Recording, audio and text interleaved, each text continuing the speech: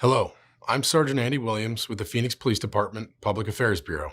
The information, audio, video, and pictures you're about to see are intended to provide details as we currently understand them of an officer-involved shooting that occurred on February 11th, 2022.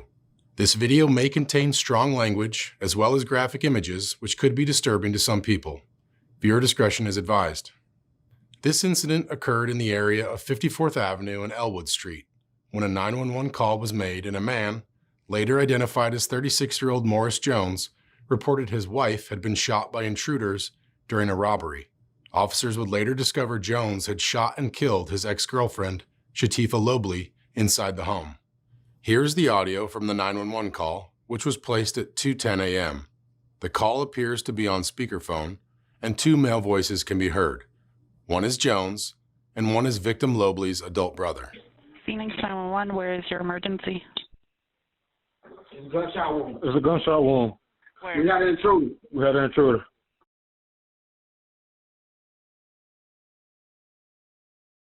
Is that a house?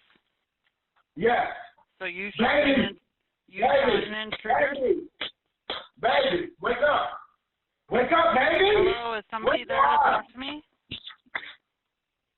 Huh? Who got shot? Wake up. It's a gunshot wound. We had an intruder. I got that. Can I talk to one person? Who got shot? My wife. Who They is came in here trying to rob us. They came in here and robbed us. Okay, how many were there?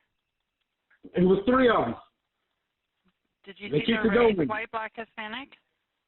They had masks on. I can't say.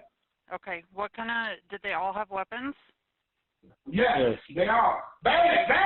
What time Baby! did they leave? Baby, wake up! Wake up, baby! Wake up! Wake up! Body-worn cameras are used by all officers assigned to patrol and in several specialty units. Per policy, they are worn at mid-torso level and capture the view of the line of sight from that perspective.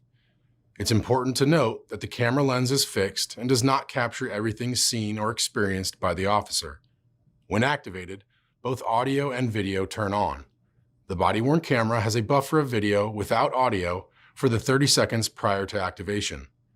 This feature is designed to capture incidents that happen suddenly where an officer doesn't immediately activate the camera. The Phoenix Police Department does not currently use in-car camera systems. At about 2:15 a.m., the first officer arrived at the house and approached Jones, who was standing in the threshold of the front doorway. Jones waved his arm repeatedly, motioning the officer to come inside while saying, "Come on, come on." When the officer neared the front door, Jones raised a handgun that he had concealed by his side and shot the officer multiple times. The officer turned and ran down the street while notifying other officers he had been shot and needed help. Come on. You sucking our own blood. Come on, bro. Come on. Who's all in the house? Huh? Who's all in the house? It's me. Who you? No.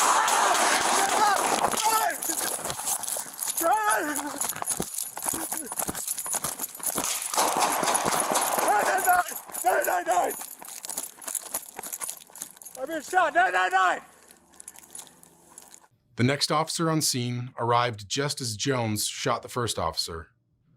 The second officer fired his duty weapon at Jones, striking him once as Jones went back into the house and closed the door. The officer activated his body-worn camera after the shooting. The video captured has no audio because it is part of the 30-second buffer.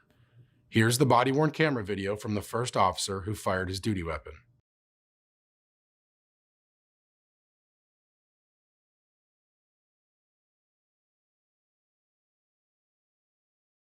Over the next few minutes, multiple officers arrived on scene and set up a perimeter around the house. At about 2:28 a.m., Jones went outside to a small, fenced-in side yard area and shot into the air in the direction of the police helicopter overhead. I got you. West side. At about 2:32 a.m., Jones got into a vehicle in the garage on the backside of the house. Garage door is opening, guys. The garage door opened, and Jones tried to drive away. A police vehicle parked at the back of the house prevented Jones from leaving. Here comes a car. Squealing can be heard from Jones's vehicle as he drove into the police vehicle.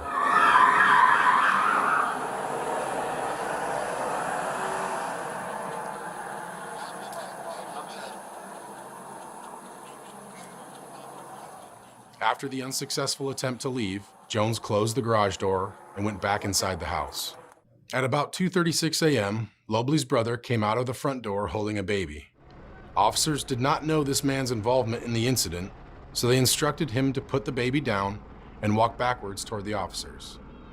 He followed their directions and was detained. Here's video that was captured by a photographer and later obtained by the Phoenix Police Department. This video provides a much better perspective on this portion of the incident because the related body-worn camera video is obscured or does not clearly depict the incident.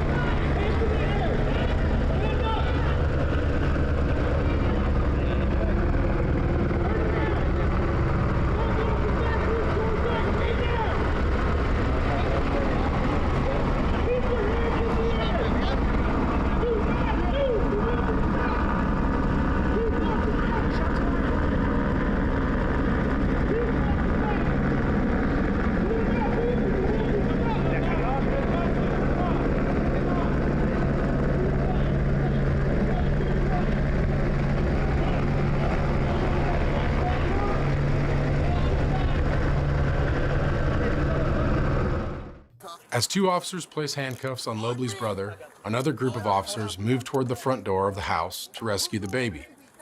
As the officers reached the front door, Jones shot multiple times, striking several officers. Lobley's brother and several other officers nearby were struck by bullet fragments that ricocheted off the ground. Here's the same event captured on a different officer's body-worn camera. Hey, come with me. Baby, door. I got the baby. During this round of shots, Jones was inside the house at the top of the stairs, which are directly inside the open front door. I'm shot. Yes? All right, move. Come on, now, go! Here's yet another view of the event from the third-party photographer.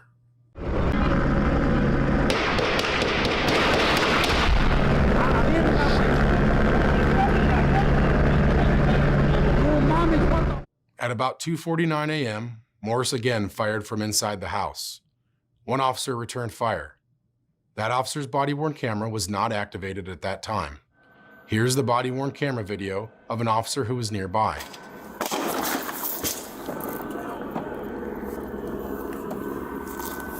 Good? Yeah. Is that our car? No, it's out the front door right now. Officers from the Special Assignments Unit, or SAU, arrived on scene and developed a plan using armored vehicles and shields to rescue the baby. This occurred at about 3:30 a.m. I need it. Here, give me the baby. Give me the baby. Go.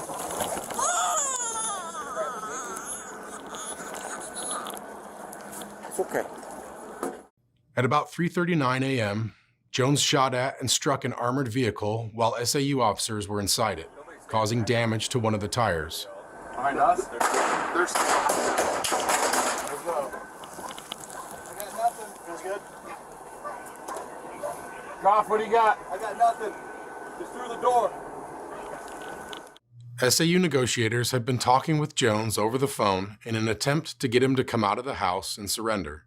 Jones did not stay on the phone. The negotiators sent text messages and left voicemails as well. Morris, this is the Phoenix Police SWAT team. We are out here. We are trying to save your life. It is very important that I talk to you right now. This is the number you need to call, the number you need to answer. SAU officers launched gas rounds into the house to encourage Jones to come out. When there was no response, the officers eventually entered the residence and located Jones inside, dead, from an apparent self-inflicted gunshot wound. They also located the adult female victim, Shatifah Lobley, dead from a gunshot wound. Detectives later determined Jones used a handgun when he shot the officer who initially approached the front door. Each subsequent volley of gunfire from Jones was with a rifle.